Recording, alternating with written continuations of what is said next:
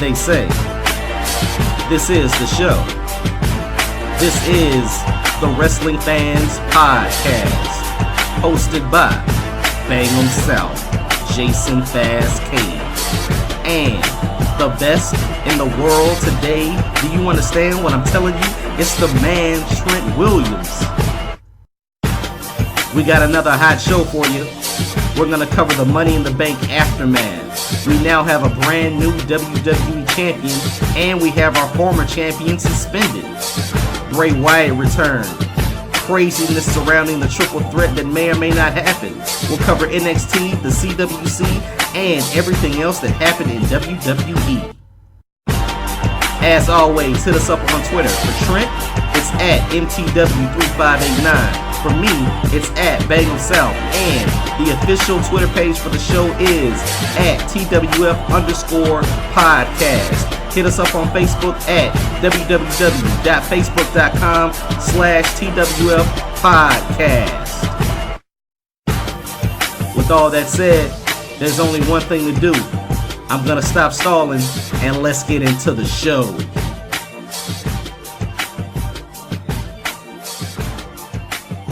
I've been sitting here watching the live feeds for Big Brother. Okay, well, what's going on right now? I mean, what are they doing? Nothing much. I'm just sitting around. Hey, you just watching? Wow. Yeah. Where's the house? Where's the house? In California. Oh, it's in California. Okay. Hollywood. Okay, Yeah. so they're about 2:30 in the afternoon. Yeah. Okay, I got you. Hey, guess who's on there? Oh, Sid, his son. Didn't he have a daughter that was on another reality show? No, I don't think so. Okay, well, I'm probably talking about the son then. Yeah, I knew it was a reality show. I don't really watch reality TV. Is he, does everyone know, or is that his backstory? Yeah. They'll find out. Yeah. Oh, that's cool, man. That's cool. It's awesome. Yeah, this is actually his second time on there. He's a returning player. He didn't win last time or something? No, he didn't. Oh, okay, cool. So that's what I've been doing for the last day or so. Okay, I feel you. Watching them. Are you an Orange is the New Black fan? No. Okay, I binged on that. Came out last Friday. Kind of binged on that. So that was my little binging. What are you actually looking at? Different camera angles, or do they just put you in one spot and watch people walk back and forth? Well, they got they got 4 cameras, but like 2's concentrating on one room, but at different angles. And then another 2 are concentrating on another room, but at different angles. And you hear audio and get video, right? Yep. Okay. Okay. All right. I'm paying $6 a month for that. So it'll be it's $24 for the whole season. You're paying for that? Yeah. Why? Cause I mean, they don't always just sit around. There's like strategizing and stuff like that. Trent. You have to be a fan to get it. If you're not a fan, you don't get it. It's one of those things, you know. I was always under the impression that was free. Nope. So even back when they started Big Brother, it wasn't free. You had to watch. You had to pay to watch. I think maybe the first season was, and that was it. Oh yeah, I was never under the impression that you had to pay. I wonder how many people are actually paying that, man. Probably a good many. Wow. Okay. Well, they got it. It's like a CBS All Access thing, and like if you pay for that, you can also like watch other CBS stuff. Well, I understand that. I totally understand that. That's for being able to watch all of their series and all that other stuff. But we live in a digital age, Trent, where you don't really have to pay for that stuff. I mean, every account or every single type of access is probably registered to an account, and you just share the credentials. So CBS All Access, you know, if you're paying for cable or internet, just borrow a friend's username and password and you got it, you know, like Hulu, Netflix, all that stuff. But see, that's the thing. I don't know anybody else that does, you know, the live feeds. Like, I'm the only person that's that hardcore about the show. It ain't but one time a year, so, you know. No, I got you. I definitely got you. And you are a super fan, so it makes sense. Because you watched that one. Did you see the picture I sent of that Nicole girl I was telling you about from on there? Oh, the chick that, yeah. Because you put it on our Twitter page, right? Yeah. Like, hey, this girl's gonna be on there. Hey, root for her, whatever. Yeah. I saw that. You know what I was thinking of? I did your pay-per-view card, and I was looking through the names, and I didn't know what Sarah Lee looked like. Yeah. And so I Googled her, and I mean, she looks pretty homely. I mean, she's not a knockout. Or I think I may have saw a picture of her with absolutely no makeup on. So, you know, she looked pretty homely, but that's what I was thinking of. You were talking. I think she's cute. Yeah, I mean, she's cute. I mean, I don't think I would pass by her and be like, damn, she's cute. Well, that's that's more like, that's the kind of girls, the more cute girls that I go for. Like her and like that Nicole girl on Big Brother and stuff like that. All right, I got you. Now, Eva Marie isn't technically cute, is she? No, well, she's the exception to that. Paige VanZant is dabbling on the cute factor, or is she on the hot? Yeah, she's borderline both. Okay, all right. I'm just checking. Just checking. Well, let's start the show, man. All right. You know what I realized over these past 4, 5, 6 months? What? No one knows who the hell I am. Because every day or every time we have a show, I put you over. So keeping with that same thing, let me introduce the guy that I call the best in the world, Trent Williams. He is the biggest supporter for Paige VanZant that I've ever seen in my life. He is the only person that I know with a not safe for work Twitter account. And he's currently watching the Big Brother house streaming live. But he is a wrestling fan, joining me, another wrestling fan, on the Wrestling Fans Podcast, sponsored by StreamUp.com. Stream all of your entertainment needs from the MLB regular season to now the over NBA playoffs. All of that at StreamUp.com #entertainment. And if it were not for the sponsors, and if it were not for the interesting views of wrestling fans, we would not have this show. So thank you for joining the show. Now let's get into the show. Now, Trent, yes, there's one thing that we cannot deny, and that is Roman Reigns has been suspended by the WWE. Now, before we get to that, there's so many things that led up to that may be involved with that maybe happened after, before, I don't know. But let's cover the aftermath of the Money in the Bank pay. Cool? All right. What did you think about the pay-per-view, man? We didn't bet 1,000. I think they had a lot of things change, maybe last minute. I don't know. But I thought it was a really good show. What do you think about the show, man? It was half of it was good and half of it was so. The bottom of the card wasn't really that good, but the 3 matches that we expected to deliver did deliver. Right. I'm guessing that you're talking about the Money in the Bank match, which Ambrose won. I think KO had a chance there, but Ambrose won. Then we got John Cena and AJ Styles playing with that whole gimmick that they had about the contract signing. Was it the club versus John Cena? Was it AJ versus John Cena alone? That lived up to expectations. We got a little run in there. It's cool. It's fine. And then we get the main event, which regardless of how it ended at the end of the show, I thought that was a really good match, specifically because Seth Rollins is a dynamic performer. Yeah, I thought it was a really good match too. And a lot of people I've heard talk about it or seen review it didn't think it was that great of a match. I thought it was really good. I thought it was. I'm not even the biggest Seth Rollins fan, but after watching him in that match, I sure did realize how much I missed him while he was gone. And you know what I realized that I missed? I don't think I really missed the Raw Seth Rollins or the SmackDown Seth Rollins, but let's just say the big match Seth Rollins. Anytime he was on a pay-per-view, a big pay-per-view, he delivered. I think his style is just totally different from a Monday night show to a Sunday night. And I like the way that they, teased was his knee fully healthy. He was doing all of these moves and sticking every one of his landings. And it was just a good match, man. I thought it was a good match. Like I said, it was carried by Seth. And Seth came out great. But that's three matches in a row on pay-per-view that Roman has had a good match. And keep in mind who he was in the ring with. Seth Rollins, AJ Styles, and Triple H, right? I think those. Well, that match wasn't that good. Two with AJ and then this one. Yeah, all of the action that happened after the match. We get Dean Ambrose cashing in his Money in the Bank championship or Money in the Bank opportunity and becoming the new champion. Since that is your guy, how did you feel about that? I was shocked. I didn't see it coming. I thought he would have held on to it for a little while. But I guess now that we got, at least we got that out of the way, we don't have that whole briefcase thing looming over every pay-per-view match where people don't really care about the match. They care about whether the person's going to cash in or not. And I feel that if Kevin Owens would have won it, he would have held on to it even longer than probably Dean Ambrose would have. Well, let me ask you this. And before we get into Roman Reigns, man, would you have felt better if Seth left that night as champion? Like, do you feel better or worse having Ambrose as champion, your guy, babyface type of guy, versus Seth being champion? I would have actually been happy either way, as long as it was off Roman. And the fact that Rollins pinned Roman clean was also shocking.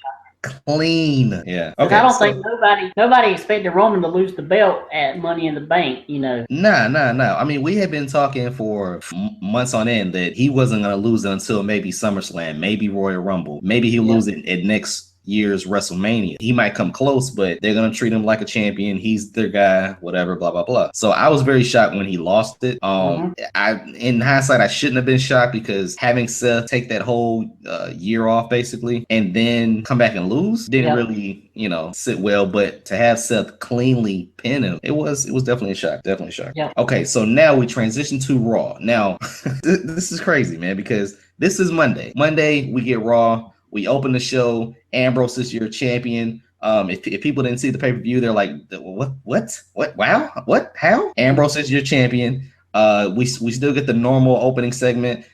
People in the ring saying blah blah blah. Seth is out there. Roman's out there. I didn't really like the opening part where he comes in with the taxi and he acts like he forgets the belt in the taxi. I thought that was typical though, man. Like I thought that was typical. If you didn't watch the pay-per-view, it made you think like, what? How? So, I thought it was kind of cool. It was Ambrose-esque. Yeah. But like I said, we get the same type of spiel that we always get at the top of the show. And we get a singles match, basically a rematch. So we'll probably see this at a million house shows from now until SummerSlam, of Roman Reigns and Seth Rollins. Cool with that. Fine with that. It was cool. But at the end of the show, we get it was a double count out, right? Yeah. So we have a triple threat match get set up for Battleground. Okay, fine, cool. Everybody. I thought that was weird in itself to have that match at a B pay-per-view. Right. We had talked about maybe setting this up at SummerSlam, maybe having it stretched till SummerSlam, a fight for the title, whatever, We didn't know if Ambrose was gonna be the Money in the Bank winner, if it was gonna be Kevin Owens, if they would just have an internal strife, just the Shield, all that stuff. So we get a triple threat match for Battleground. Everybody goes to sleep like, okay, WWE's going, this way. You wake up, you go to work, may get your coffee. I think it would happen around noon, maybe one or two. You're getting a sandwich for lunch, and you start to see the headline: Roman Reigns suspended. You're like, nah, don't really believe it. Just like the Jerry Lawler arrest. You're like, nah, I don't really believe it. Then you check a Russell site. It's not really there. But you literally want to click that link that says www.com, hoping that it doesn't send you to a virus site. And on WWE.com, it's like, yeah, he was suspended.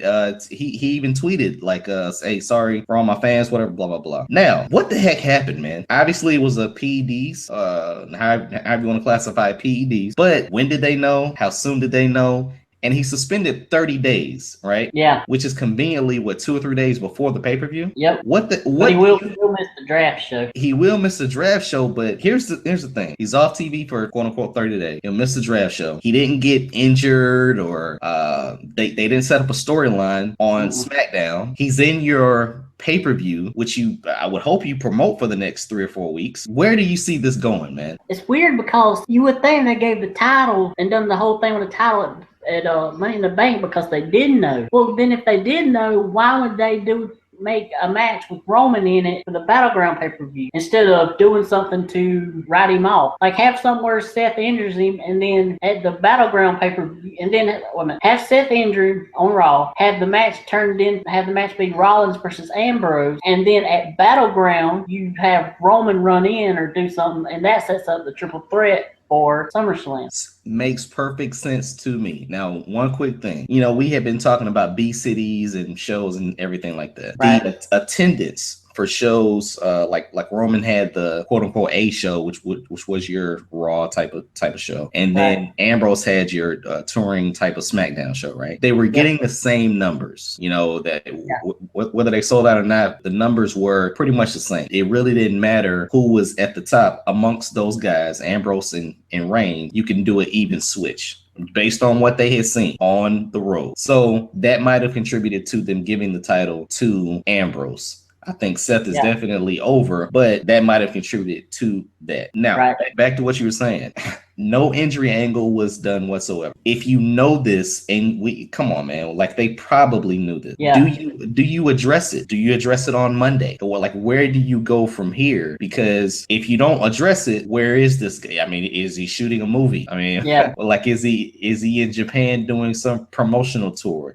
Are you going to show a vignette of him training? What are you going to do? Yeah, it'll be really interesting to see how they handle it. Because, I mean, you would think they would have to do something, say something about it. Now, one other thing that I saw floating around the internet was, is it steroids or is it the green leaf? Yeah. Have you heard anything about whether it was pills or any other substance they got him popped for this 30 days? No, I haven't heard anything. Because typically, doesn't the wellness policy give you a fine? If it's marijuana, they don't suspend them; they only fine them. Right, but couldn't this be his second time? Maybe his third time? I don't know. No, it's his first. It's his first time. Yep. So does that scream steroids or does that scream something different? It could be steroids. And here's the thing that we talked about before, and I was adamant about it, and you were totally against it. John Cena. Yeah. You don't think he's juicing? No. I totally do. Now, I'm not a steroid expert, but I don't know what keeps you lean, and I don't know what makes you add bulk. Roman Reigns definitely doesn't look like Barry Bonds, but if they popped Roman, I wonder how they didn't pop anybody else. Like, you didn't see a wave of suspension. All you saw was Roman Reigns. Yeah. Like you didn't see, what is it? If they caught one big guy, they catch a guy that hasn't been on TV for 6 months, right? Right. Like they didn't catch Bo Dallas. I don't know. We'll see. I'm pretty sure things will roll out within the upcoming weeks. If you're not a bad guy or a good guy, but you're the guy, how do you get popped for something like this, man? Yeah. Crazy. Now, so let's go back to Raw. Now, obviously, the landscape of Raw, is twisted. So we'll have to see what happens with the heavyweight title picture next week. Let's stay on champions. Let's just stay on champions. All right. Charlotte and Daniel Brooke. I want to say this before I get into the good part, but the bad part is Daniel Brooke. I'm struggling to figure out what her purpose is on the show because she's too flunky, she's too fluky, and if she's playing this protege role, she looks like an assistant more than a protege. Yeah. I forgot what it was that she was doing on. What was her role on this past Raw? Pay-per-view? No, Raw? on Raw. What did she do? I know Charlotte goes up against Paige. Right. And in the middle of that, Dana Brooke helps Charlotte pick up the win or stops it, right? Yeah, I think so. Yeah. Anyway, Sasha Banks comes out.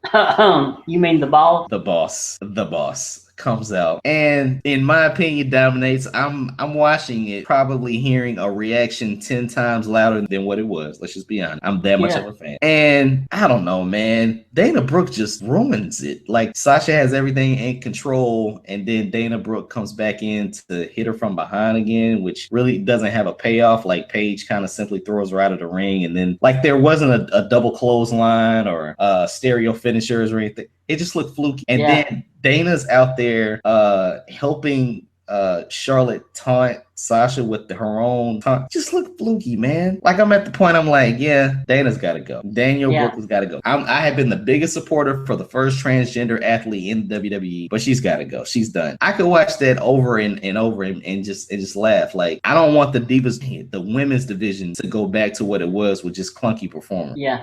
Something about, though, when she was with Emma, it worked. Her and Emma were a good team. Her and Emma were an awesome team. But I wonder if that was more coaching by Emma, because it didn't seem like, it really doesn't seem like Charlotte, has a liking for Daniel Brooke, talks to Daniel Brooke, instructs her on what to do. Her and Emma were a real tag. They were a real duo. Hey, they were in sync. Her and Charlotte, it just doesn't work. No. It's just not working at all. But definitely glad to see Sasha Banks, the boss, back. Hopefully we get the match that we've been screaming for, man. And, we'll get the boss as champion pretty soon. Yeah, well, I'll see at Battleground, either they have the match and it ends with some kind of fluky finish, because they don't need to have Sasha lose at Battleground, but she don't need to win the title at Battleground. They need to wait for that at SummerSlam. Definitely. So maybe they can do maybe do Dana versus Sasha. Man, I don't want Sasha to get injured by Daniel Brooke. I don't want that.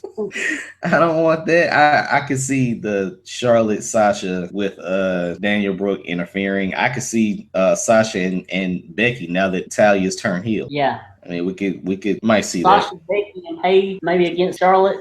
Yeah.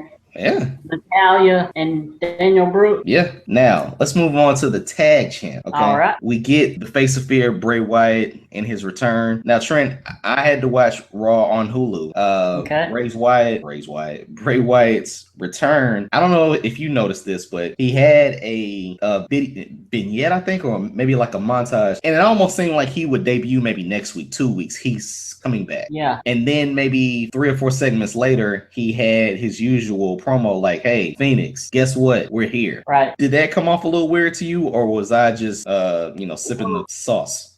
From that, and even the promo that he gave in the ring, are they faces? Are they baby faces? Or are they still? Once again, I'm watching this on Hulu, and as we know, the New Day come out, and the first thing they say was, hey, you've been talking too long, you need to cut it. So I didn't know if his promo was extra long or if he just got right to the point. He did thank the fans, like, hey, well, not thank the fans, but he acknowledged that they were happy to see him. Yeah. I thought they were coming back as face, because that's the way they left, right? Well, I mean, kind of like they were over with the crowd. So we get this standoff between the New Day and the Wyatt family, and I guess we're gonna get the Wyatts versus New Day. Yep. I'm probably guessing here it'll be Roman and Braun Strowman against the New Day.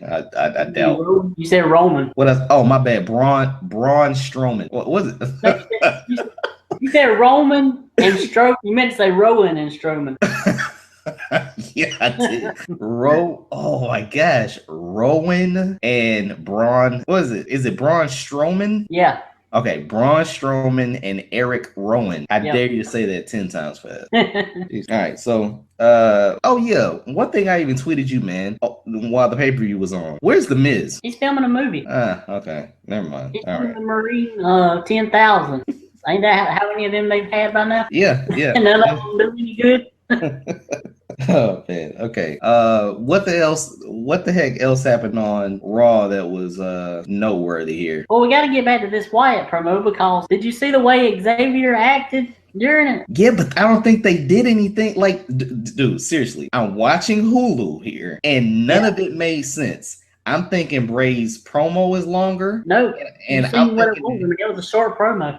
I'm thinking they're cutting out parts. They're doing I think they're supposed to be doing the WWE stuff or the WWW. And then Xavier looks like he's in a trance, right? Right. But nothing, like, they didn't do anything with it. But like Bray didn't say, they didn't do anything with it. Well, I think it's supposed to be one of those things where you see just a little bit every week and it finally leads up to something. What was the little bit that you saw? Well, what I thought was actually happening when he was looking like weird, Xavier was, I thought, like, because Sister Abigail's supposed to be a ghost or something. I thought they had it where he saw Sister Abigail or something. Oh, I see. I didn't know Sister Abigail was a ghost. I thought Sister Abigail was... Ain't she supposed to be a ghost, or I don't know. I had no freaking idea. At this point, I don't even know. We had talks about like Sarah Lee being Sister Abigail, or maybe Divas at the time. One of them debuting as Sister Abigail. So that went over my head, and they didn't really acknowledge it to why he went into a trance real quick. The announcers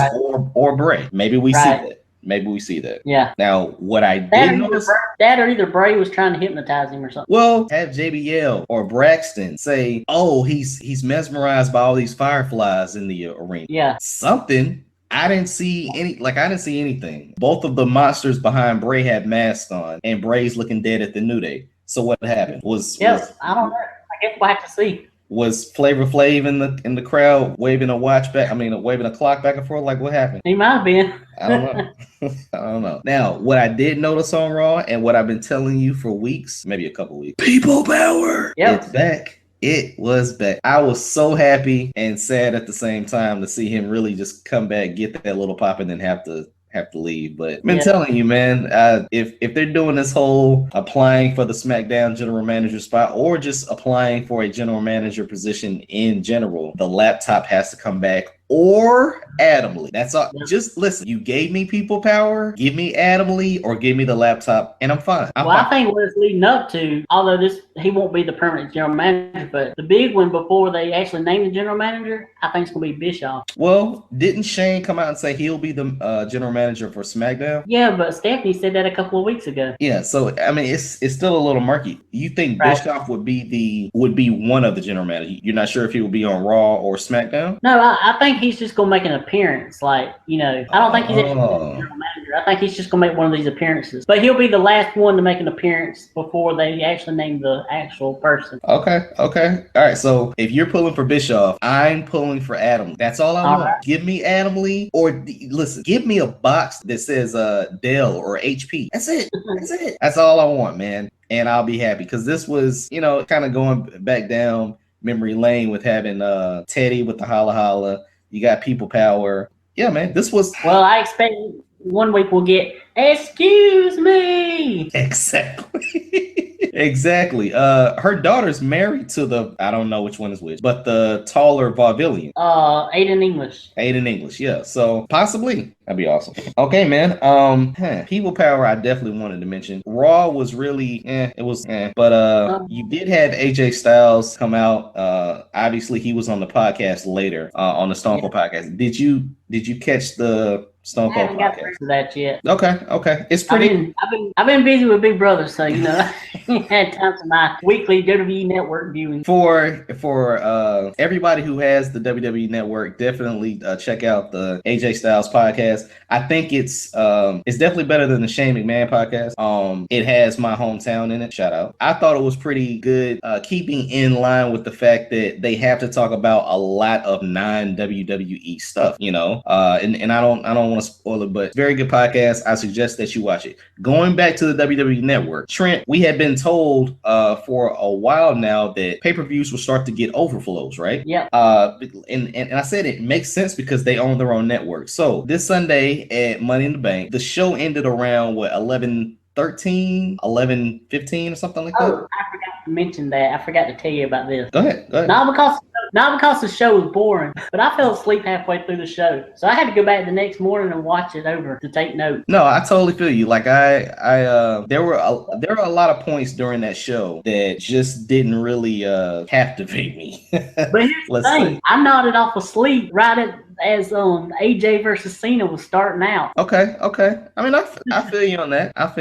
AJ and Cena was pretty good. It was just the fact that when you knew you weren't going to get a clean finish, it's like, okay, well, they're going to do the normal ending. What I was focused on was the fact that once it went past 11 o'clock, did you feel that there was something hokey going to happen? Well, see, I didn't know it went past 11 because I went and watched the end of it the next day. I missed the second half, I guess you'd say, from AJ Cena on. Okay, so here's the thing. Because I didn't hear about it going late. Right. Here, the reason I asked is because there's several devices that you can obviously watch this thing on, right? And I guess the show is an actual event. Like since I don't have the network, I don't know if it's on their schedule. But I heard like there was an option on maybe some devices that they had to send out communications for saying, hey, if you're going to watch the pay-per-view, make sure that you also, tape the next show or something like that. Because I think it may have cut out or something. Yeah, it's probably like for DVRs and stuff. People want to record it or something, maybe. Yeah. I don't know. Because they were saying like, hey, make sure that you record the show after that because we're probably gonna go over. So right. Maybe it's just something to think about for everybody who got. I don't know if you got screwed over from taping it or if it just cut out on you. So yeah, and from what I've been reading, this is gonna be a common thing from now on to go over on the pay-per-views. Let's skip right into the pay-per-view subject. Okay. I saw on WrestleZone.com that a leak for the dual pay-per-views is out. Right. I got the schedule right here. Okay. You have the schedule for the rest of the year, right? Yep. All right. So does it make sense? Yeah, makes sense. Is it a little overkill? Yeah. It is. Right, and let me go back a minute. Backlash will be SmackDown exclusive. Clash of Champions will be Raw exclusive. No Mercy will be SmackDown exclusive. Hell in a Cell will be Raw exclusive. Survivor Series will have both. TLC will be SmackDown only. And then Roadblock in December will be Raw only. Okay, and I'm totally fine with that. The one thing that I question is, you said that you went to sleep on the pay-per-view, which, let's be honest, is not a new phenomenon. like let's be honest. It's not like no one's, well, I mean, it's not like no one's ever done that before. Yeah. Okay. I think with these brand splits, brand extensions, dual pay-per-views, you're gonna get more people going to sleep. Not because this was not a WrestleMania type card, but if you're having a pay-per-view for each roster every single month, or presumably every single month, you're gonna have cards that don't live up to a 3-hour pay-per-view, man. And I doubt they're going back to 2 hours. So you're gonna have a pay-per-view where it's gonna go back to the days of not having an entire card that's interesting or worth making a bowl of cheese dip to eat through the whole thing or popping some popcorn, because all you really care about is the headlining act, right? Right. So I think it's a little bit overkill, but I just think we're gonna have pretty sucky pay-per-views and hopefully monster main events, or hopefully just major matches with title implications. You know, the last 2 or 3 matches are like blockbuster. And you know, we'll see. What do you feel about this supposedly leaked list getting out? Well, first of all, I'm pretty excited that they actually brought Clash of the Champions back. That's pretty cool. But I wish I would have brought Halloween Havoc back instead of No Mercy. But yeah, it's gonna be pretty interesting to watch, because that's gonna be a lot of wrestling to watch. I mean, if you think about, you know, in July, well, not really July, but like August or September, when the Cruiserweight Classic's going on, I mean, you're gonna have two pay-per-views: Raw, SmackDown, NXT, Cruiserweight Classic. My goodness, I'm gonna be watching wrestling all the time. And now I have to watch SmackDown because it's gonna be live, so I can't even read the spoilers for it. True. Now, the one thing that I think I asked you before was, do you think this will have people deciding which show they want to watch? Yeah, I think so. I think that maybe the casuals will, but for more of the hardcore, and especially those that, you know, actually do podcasts and stuff like that, they have to watch everything so they can cover everything. And that's very true. They can't just choose one. You know, they can't just choose one show. And that's very true. However, it's gonna have to be something that's major. I mean, it's gonna. Dude, it will help that everything is pretty much in sync, right? It'll help that everything's on Hulu or you can watch it back or whatever. But if you have a great Monday night, if you have a subpar or, you know, even so Tuesday night, but if you are watching because you're a fan of a certain person for Tuesday or Monday, you still got Wednesday. NXT is probably going to stay high. But then you get the pay-per-views. And the interesting thing with the pay-per-views is, I guess it'll depend on which show you're rooting for. But if you're watching Raw, they're going to pull or they're going to promote their pay-per-view. If you're watching SmackDown, they're going to promote their pay-per-view. But one comes before the other. So I do think that you're going to get less promotion for the show that comes afterwards, because I don't think you'll see 2 pay-per-views being promoted at the same time. No. So, you know, the pay-per-view that comes at the second part of the month will have less promotion time. And I mean, let's be honest, I still think we're going to an A show and a B show. We just might have A-list players on the B show to bring it up. I always go back to the fact that Batista and Undertaker and Eddie Guerrero were on SmackDown, and it was the show that I liked. But at the same time, it was the B show, because when you had to go to a WrestleMania or anything like that, most of the time the headlining main event was Raw. I didn't really think it was that special that they leaked, because you know they've already contracted for these venues like 6 months ahead of time. But what do you think they could do with the Clash of Champions, since you mentioned that? Well, I don't see them doing, you know, too much, because it's a Raw only event. It's not like they're going to have both brands there. So I think it's just a name change from Night of Champions to Clash of Champions, just changing the name. Oh, wow. You don't even think they'll jazz it up a little bit to, you know? I mean, all the titles on that brand will probably be on the line on that show. And I get what you're saying, but wow, man, like, and I didn't even check the date, but maybe they could do the Clash of Champions on a Thursday night, you know? Like, bring it back to the TBS WCW date, or I think maybe TNT at the later part of it.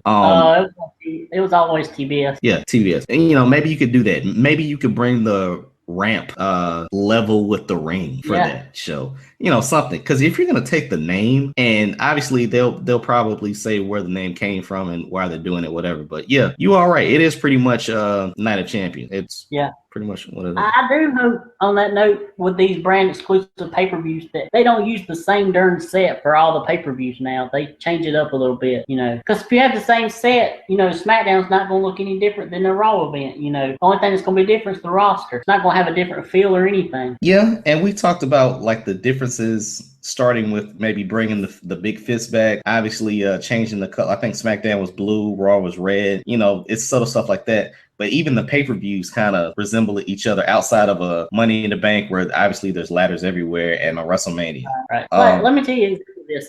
Like, they're doing the Cruiserweight Classic in the same arena that they do NXT. Right, I saw that, dude. I'm like, but they're changing the entire look of the place for the Cruiserweight Classic than what they do for NXT. Okay, all right. Well, I mean, it's got like a whole different color scheme. It's got like the announcers are not where they usually are. They're like up higher stuff. It's got a different entrance look, different entrance thing. Okay. Rope and ring are different. I think so. Yeah. I think like NXT was primarily yellow, right? Or like Yeah, yellow and black. Probably.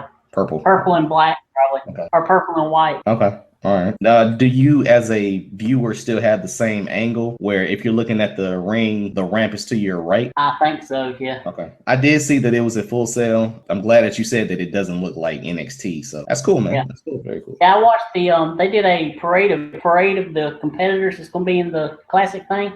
What was that? They done it on Facebook Live. All they done was just to introduce everybody. So right, but the parade part, like the Cavs just won a title. So if I hear parade, that's what I think of. People on floats and convertibles waving to people. Like what Cruiserweight Classic parade? What was that? So basically, the guy would get in the ring and he would stand there and he would pose, and they would have the announcers for the Cruiserweight Classic, who are going to be Mauro Ranallo and Daniel Bryan.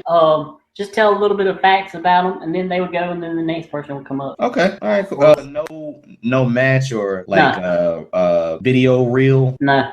Okay, cool. All right, cool. That's cool. No, they're going to do that probably the week before the classic starts. They're doing a special Cruiserweight Classic bracketology where they're going to probably like go more in depth on each person, and they're going to give the brackets for the first round. Okay, and they did all 32 competitors? Yeah. So they introduced everybody. Brian Kendrick, the Bollywood Boys, Sabre Jr., all of them, right? All of them. Okay, cool, man, cool. Because I didn't know if this was like the kickoff. I didn't know if they were already taped. The only thing I found out was, yes, they're not bringing the Cruiserweight belt back. No. When you win this, you just get a trophy. Yeah. So, they were actually like, that was the beginning of that night. They just showed that part on Facebook, but then that actual night they were taping all of the first round matches. Okay. So it'll be 4 weeks the first round will be 4 weeks, and it'll have probably 4 matches on each show. Nicely done, man. Nicely done. Yep. Nicely done. And I actually have the matchup, not spoiler, but just phase 2 for the first round. Let's hear them. All right. So first we have Grand Metalik. He took on Alejandro Saez. We have Ho Ho Lun took on Aria Daivari. Clement Petois took on Cedric Alexander. Brian Kendrick took on Raul Mendoza. Damian Slater versus Tajiri. TJ Perkins versus DeMac. Lindsay Dorado versus Mustafa Ali. Kenneth Johnson versus Akira Tozawa. Tyson Dukes versus Zack Sabre Jr. Drew Gulak versus Harv Sierra. Anthony Bennett versus Tony Nese. Kota Ibushi versus Sean Maluda. Jason Lee versus Rich Swann. Noam Dar versus Herb Sierra. Jack Gallagher versus Fabian Aichner. And Johnny Gargano versus Tommaso Ciampa. So that's the first matches. Okay. I did my research on Tozawa today. Very interested to see him step in the ring and see what he can do. I know these guys win a trophy if they win. I would really like to see some of these guys move up to, maybe the SmackDown roster, maybe the Raw roster. Just be able to give a different feel towards the show. Yeah, well, what I could do, I could see them being like some of the guys that feel NXT. Once some of the guys go up to the main roster, they'll be the ones that kind of feel NXT and, make that brand. And I totally see what you're saying. The only reason I react differently or negatively towards that aspect is when you watch NXT, you still are trained to view an NXT heavyweight champion, tag champions, and a women's champion, which is totally fine. What I'm saying is I don't need a little person's division, but you could have a cruiserweight division and have competitors from the tournament. Obviously, feuds are going to spark from this. I already heard that I think maybe Tony Nese, I think I'm saying his name right, he got injured and got a little stinger. So you're going to get storylines, feuds, and just packages built from this classic, this tournament. Well, I think of it as a tennis match, but and so maybe you build off of that and just build a couple segments into the show where we can see some high flying action. We can still see some of the high impact moves that the heavyweights are doing, but just on a smaller scale, man. You know, like Tozawa does pretty much heavyweight moves. He has a heavyweight arsenal. You know, it now if he's doing it on a guy that's 145 pounds, or not, but you know, not somebody that's 300 pounds, it doesn't make a difference. It's a lighter division, you know? Right. Yeah, definitely. But another thing, you know, that even though they're cruiserweights for this, that don't mean they can't go to NXT and compete for the world or their, you know, world title or whatever, their heavyweight title. I'm totally with you on that. All I've been saying, you know, since we even started this podcast was there's a big difference in seeing Finn Balor in the ring and Brock Lesnar in the ring. If you put Finn Balor in the same ring as Brock Lesnar, big difference. Like, that's big freaking difference. You know, like I didn't even realize that Daniel Brooke was short. You know, like I didn't realize I didn't realize she was the same height as Super Crazy. Like she's short. Yeah. And you know, if you're in that NXT ring, it's different from the viewer if you're on the main roster. You know, I don't know if the ring's bigger, but the atmosphere is totally larger. Yeah. You know what I thought? Speaking of Daniel Brooke, you know what I didn't even notice until recently? Her and Natalya have about the same body type. Dude, this is again exactly what I just mentioned before. It's something about how they package the NXT viewing experience. Like when Dana Brooke would come out, you remember she was a bodybuilder and all this other stuff or whatever. Right. Didn't her bicep damn near look like Scott Steiner's? Well, I don't think it was that big. I'm just saying, but like. But in Natalya, I never realized Natalya was that short until she went up against Charlotte. Yeah, I don't know if it was NXT, but once you saw Daniel Brooke come out there, it just opened my eyes up to height differences. Yes, Charlotte, it's in her genetics to be about 6'2", 6. I don't know how tall she is, but she's pretty tall. Huh? Ain't she taller than Rick is? Yeah, right. Yeah, like and maybe Charlotte is just taller, you know. But her and Natty body type and everything, they look exactly the same. Yep. You jumped around here, but anything else you want to talk about with the Cruiserweight Classic? Do you have your odds on any guy in particular? Zack Sabre Jr. Okay. Now, when they promoted him on the show, when they were doing this parade, did they say anything special about him, or did they gloss over certain people, but, you know, shine with others? Of course, yeah, they did. I mean, you know, like the bigger names that people know got more of introductions. Like the Anthony Bennett guy, the guy with the kid in play hair. That's all they said about him was he likes kid in play. You know. Oh God. Okay. I'm still pulling for Zack Sabre Jr. Obviously, I think this is fixed as everything is, but hopefully they tell us wrestling. yeah. Hopefully they tell a story, and like I said, I want to see Cedric Alexander and Zack Sabre at the end. Yeah. Okay. I heard that they're really high on Cedric about wanting to sign him too. Okay. Oh, speaking of signings, this is the day, man. This is the day for the Ring of Honor pay-per-view, Best in the World. It's here in Charlotte, Concord, however you want to say it. It will be tonight. If you're listening to this now, I think this will come out on Sunday, but this may be the last time that you'll be able to see Moose in an ROH ring. But this may be the last time that you will see Roderick Strong in an ROH ring.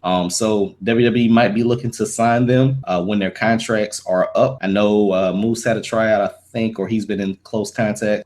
So we might see some new faces in NXT. Obviously, NXT just pilfers.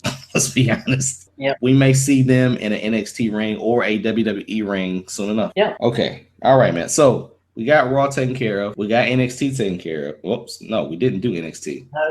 Let's go in the NXT, man. So NXT. Dude, from the very start of NXT, I think I even messaged you this. Yeah.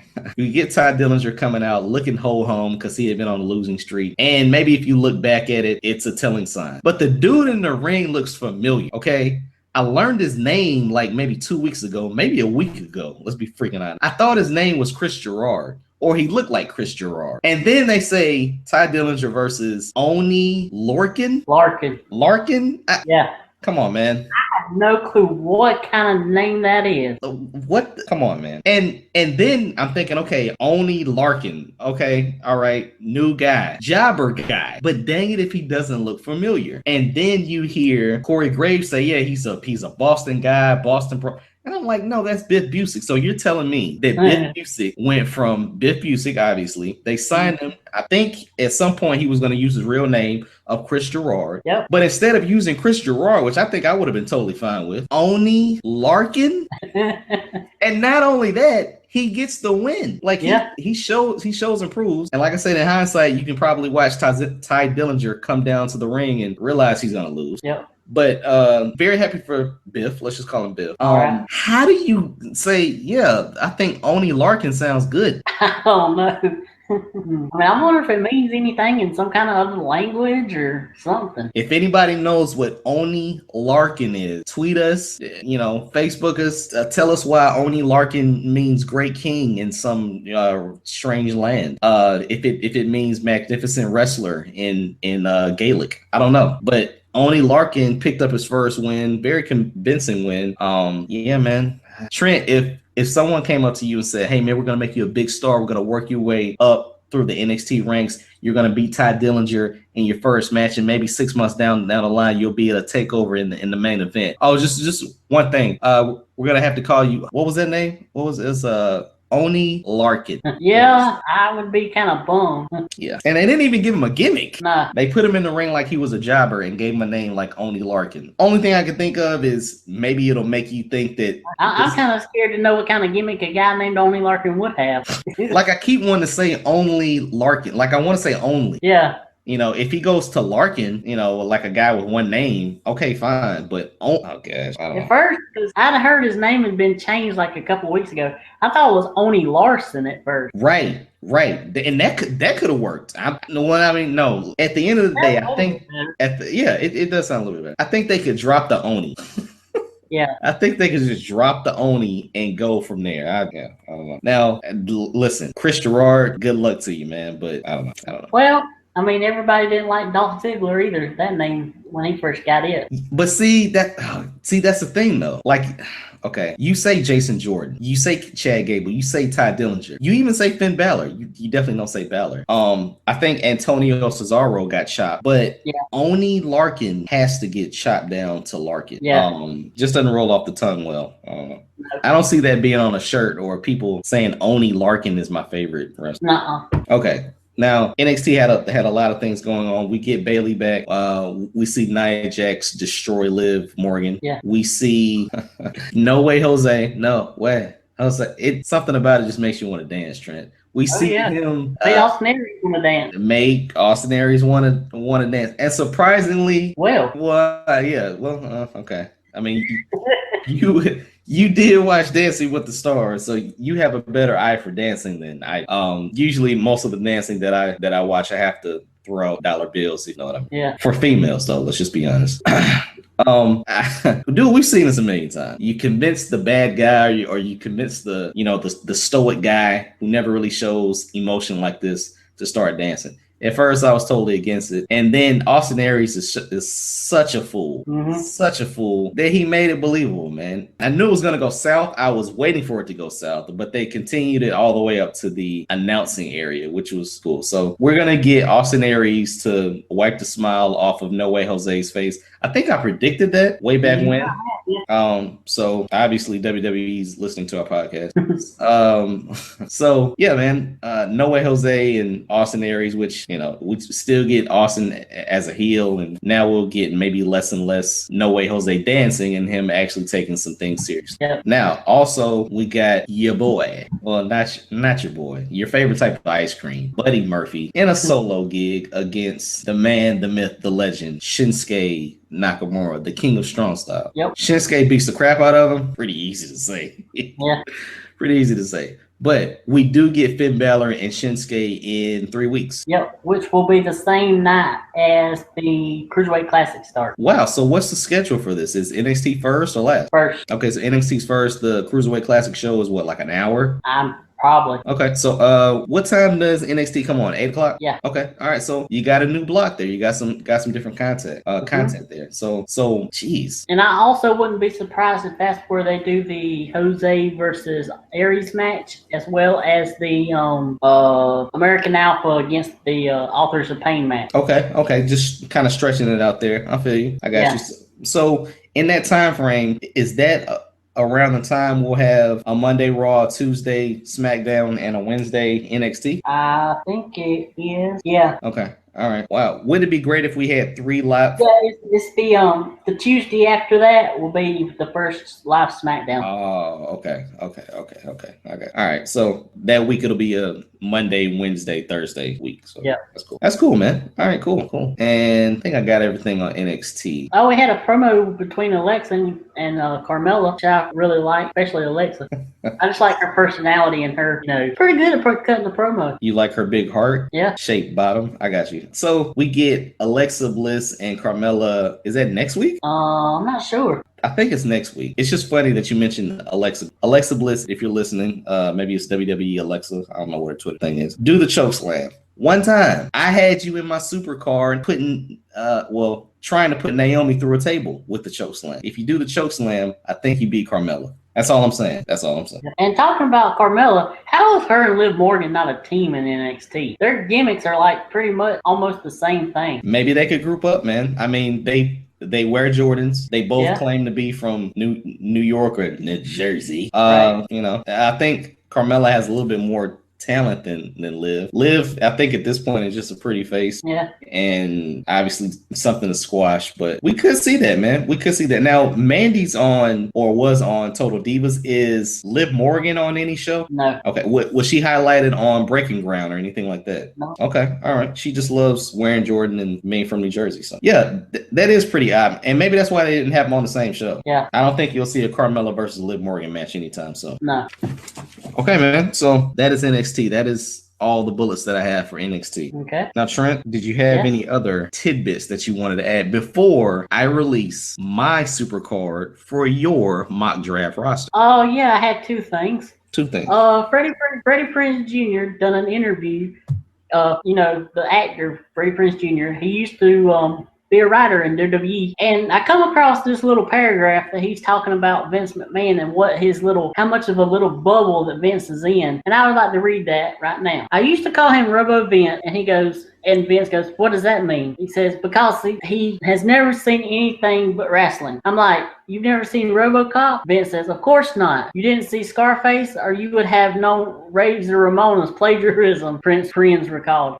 Says, he was watching a Richard Pryor set on the sweet WWE jet one time just to kind of unwind and relax. And we're flying back to White Plains, New York. And Vince is like, why don't you have on WrestleMania? And Prince is like, Vince, I just want to laugh. And Vince said, well, we have Santino. I'm like, great. I love Santino, but that's not Richard Pryor.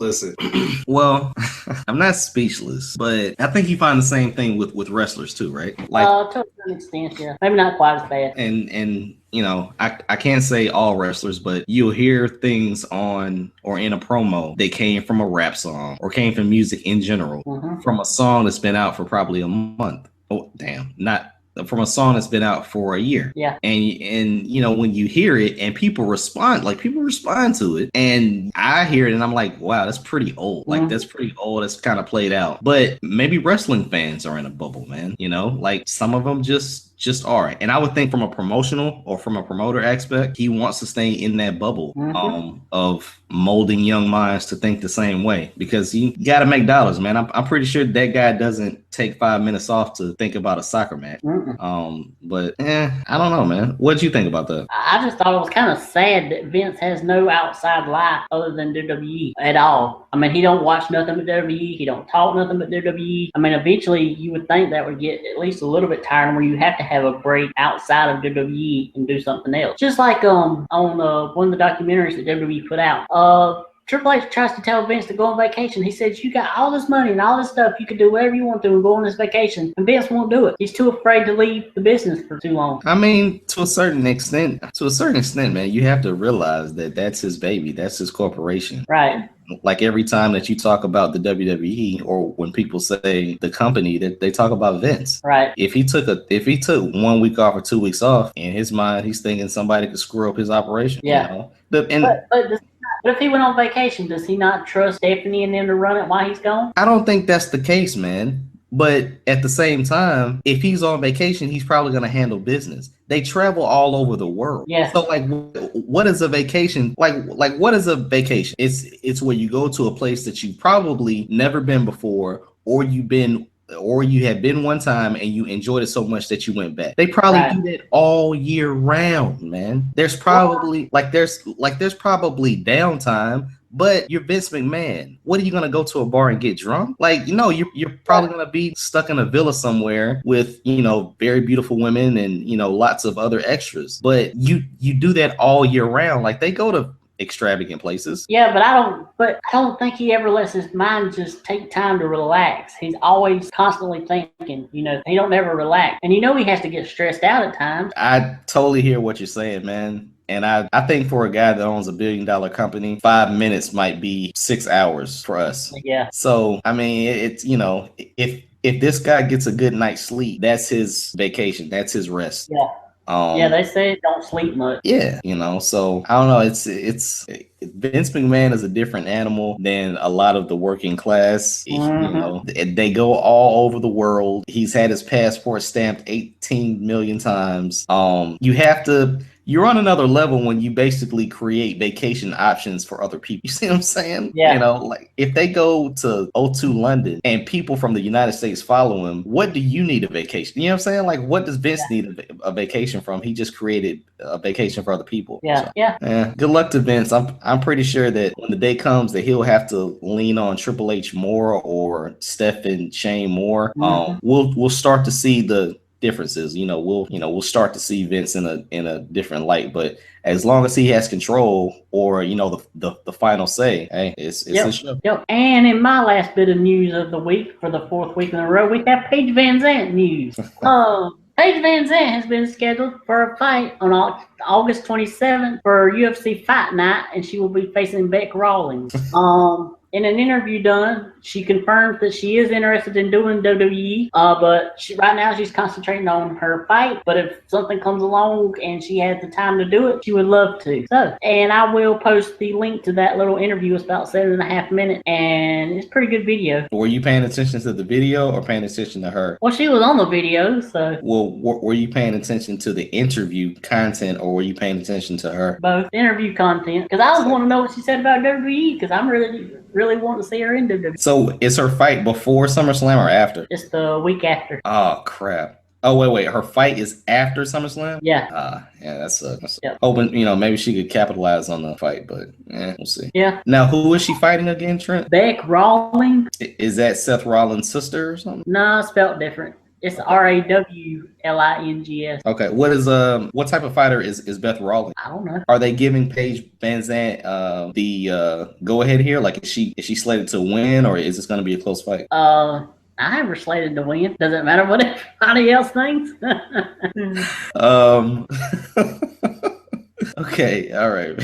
Hey, and I'm glad that it's actually going to be on a free TV where I ain't got to pay $60 just to watch her fight. Listen, man, we spoke about this. I'm gonna need you to stop paying for stuff, man. Jeez, like you pay for the internet, that should be enough. I'm gonna have to send you some. If she fought on pay-per-view, I would find a different way of watching it. I wasn't going to pay no $60. Okay, and I'm going to find a way to watch UF Brock. Okay, yeah, definitely. And at 203, CM Punk is fighting Mickey Gall. Yeah. So we'll see. You think he'll win? No.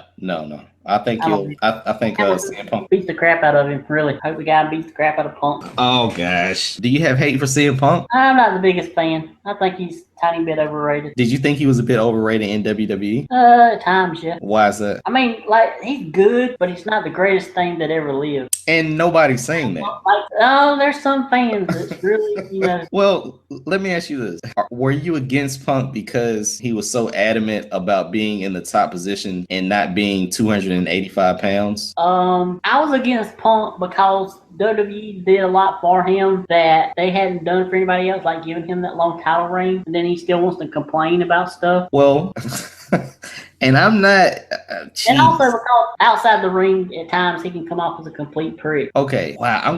Why am I gonna be the fan club of CM Punk? I didn't sign up for this, but okay. Look at his title reign. I mean, that's perfectly obvious. And or just look at his last years there. Yeah, and it's still set up this way, and it's still prevalent now. John Cena or Hulk Hogan was still the last match of the night, still the talk of the town, still had everyone's eye. And while CM Punk was still there, he was in the John Cena era, period, point blank. Yeah. I think that gave him a soapbox. I think that gave him a way to apply his promo skill. Yeah. But I don't think that he should have started to complain, got the credit he deserved, and then stopped. I think he should have. Yeah. He was the self-proclaimed voice of the voiceless, so he should have continued that to the day that he died, until that era changed, until it became the CM Punk era, where friends of mine, when I think I picked up their crazy NFL Blitz type WWE game, and my friends didn't even know who CM Punk was. Oh yeah.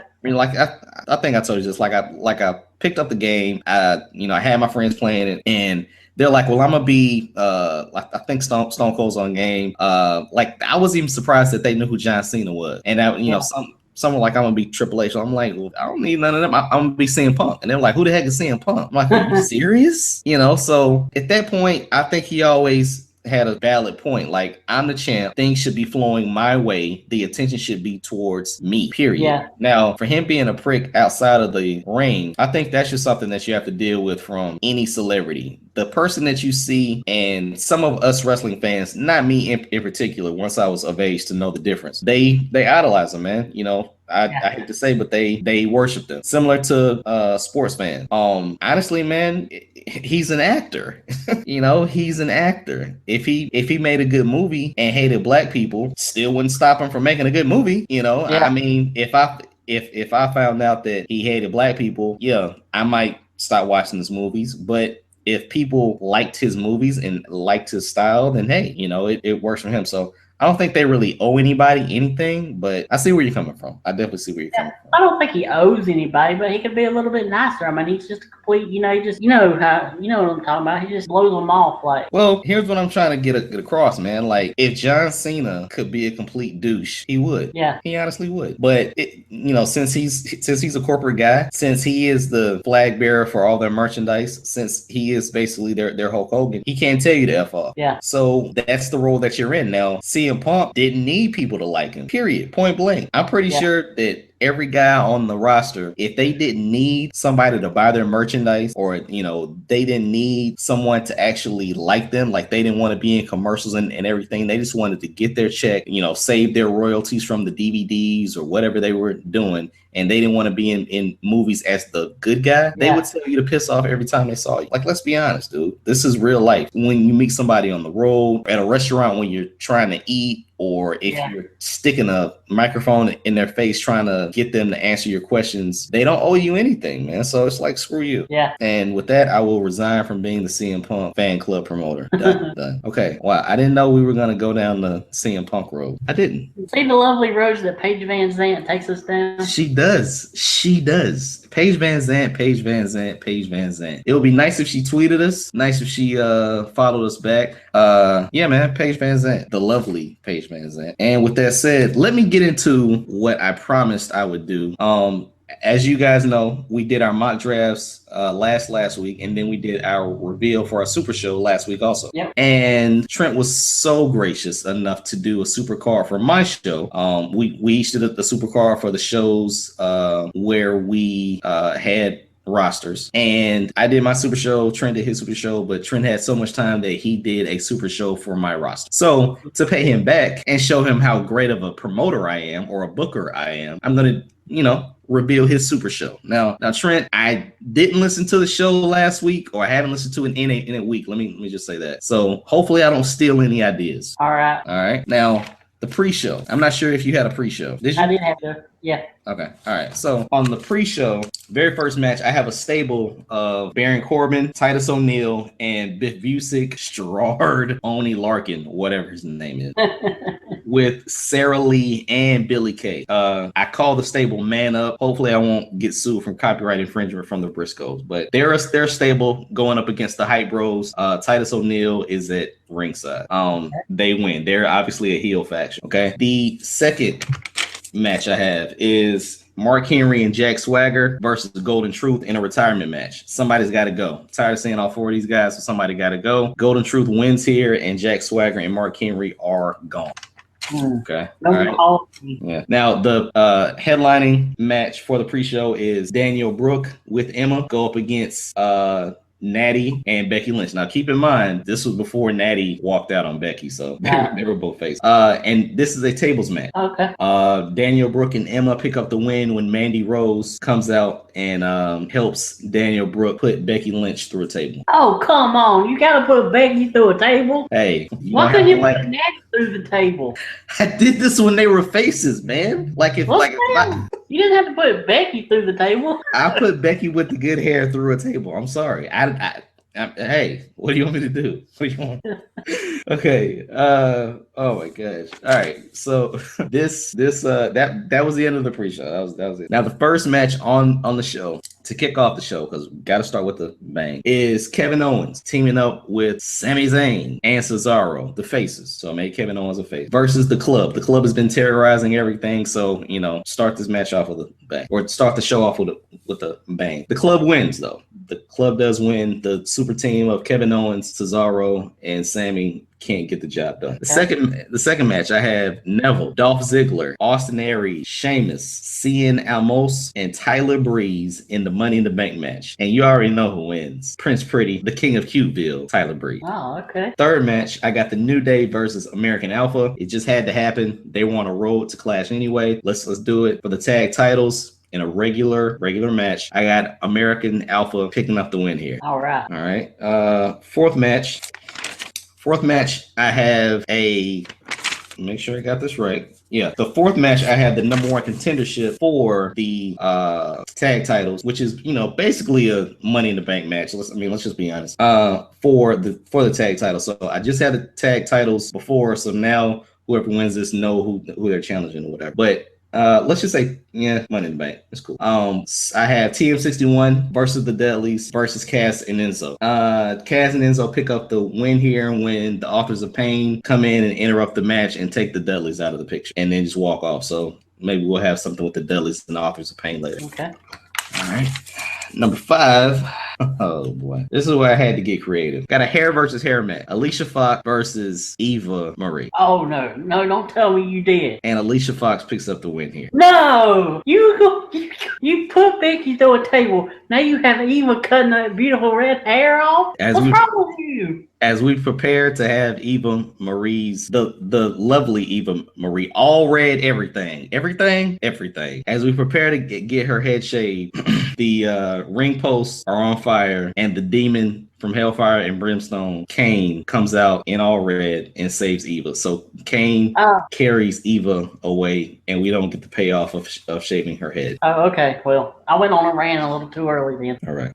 Next match, it's the women's title match. The process of elimination will tell you is Charlotte versus the boss, Sasha Banks. And if for a freaking second you thought Charlotte was going to win, you're freaking wrong. Sasha is the new champ. The boss is in charge now on Raw. Okay. Well, we had Sasha winning the women's title on our show. You did? Yep. Okay.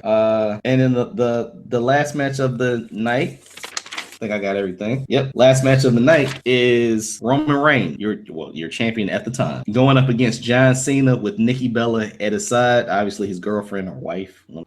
Nikki Bella turns on John, hits him in the cojones, turning heel, I guess, and Roman Reigns pick up the win. So Roman Reigns is still your champion. John Cena goes home with a bad groin injury, and that's the show. Oh no! Whoa! Sorry. Dang it. Okay. After Sasha and Charlotte, we got Ambrose and Eric Young in a Hell in a Cell. Okay. And Ambrose picks up the win here, and that's it. I think I got everybody. Think I got everybody. Yep. So I retired Mark Henry and Jack Swagger. Becky through a table. Put Becky through a table. Let's see. Got new tag champs, new women champ, but I keep the heavyweight champ. We don't cut off Eva's hair, and Prince Pretty is the new Money in the Bank winner. Or the briefcase holder. Wasn't Miz supposed to be a part of this? Miz was on duty shooting a package here. Shooting something. If Miz can be gone from Raw, Miz can be So we didn't have an Intercontinental title match then. Yeah, we didn't have the Intercontinental title match. Okay. What I wanted to do was have a match between The Miz and somebody with Eva Marie in his corner and do the hair versus hair that way. Oh, okay. But I just couldn't figure anything out. Miz is in Hollywood. Miz makes an appearance, but I mean whatever. Miz is not on the wrestling card. Similar to how I had Darren Young being introduced with Bob Backlund. Okay, right. So once again, we need to put in our application. Yeah, and I got an idea where like every few months or so, every 4 months, we might do another one of these, but like do it for like different eras in wrestling and different companies. Like do a 90s one or do like the 80s WWE or something different. Okay. Look, dude, as long as you give me a roster, I'm good. I mean, obviously, when they actually do the rosters, we can kind of formulate our WrestleMania card from that set of rosters. Right. But if you give me a roster, man, yeah, I'm definitely with it, man. I'm definitely with it because this was fun. I mean, this was fun. Yeah, I like these. I like doing drafts and super cards and stuff like that. Yeah.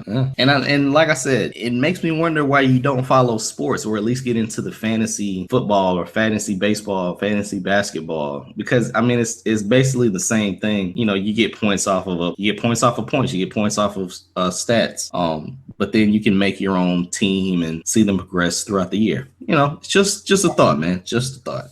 Only reason I mention it is because I'm the commissioner in This Is the Show, my fantasy football league, and we're about to start that whole thing up again. So okay. Yeah. Okay. So in addition to you watching Big Brother, what's going down on the reality front this week? That's the major part of it. Big Brother. That's my big thing right now. Are you still looking at them in picture right now? Nah. Okay. All right. Right now. Nah. I guess we need to close. Yeah, definitely. Like I said, for anyone going to Charlotte or Concord for the ROH show, definitely do so. Definitely give us feedback on how great a show that it was. Might be your last time to see a couple of the performers there for a while. So you can tweet Trent at MTW3589. You can tweet me at Bangham South. The official Twitter page for the show is at TWF_podcast. And the Facebook page is www.facebook.com/TWF podcast. The email address is twfpodcast@gmail.com. Send us everything, man. Send us anything. Tweet us. Give us feedback on the show. Give us suggestions for the show, how we can make the show better to fit you guys. Paige VanZant, Eva Marie, and all my favorites. Buy all of your DVDs of I Love Eva Marie and help Trent stalk follow Paige VanZant on Twitter. And if you're a fan of Big Brother, Trent, tell them how they can subscribe and watch the 24-hour streaming show, right? It's on CBS.com. It's $5.99 a month. So. And you have it until you decide to cancel it. So It'll run you about $24 for the whole Big Brother season. Nice. And this show is free. Free. And if you're a homely, hot, or just cute girl, tweet Trent. He says that he likes them cute, but he does like them hot. So hey, some like it cute, some like it hot. Trent needs some love, man. Trent, is there anything else that we need to get off our chest, man? Nope, I think that's it. I do have one thing. All right. Okay. When are we going to start the weave meter again? The what? The weave meter. Oh, what do you mean? Liv Morgan. Oh, I don't know. Liv Morgan was about like an 8.2 on the weave meter. We need all weaves to be a 7 or less. That's where we're gonna go from here. We're just rambling on at this point. All right, man. Thanks for joining the show, Trent. All right.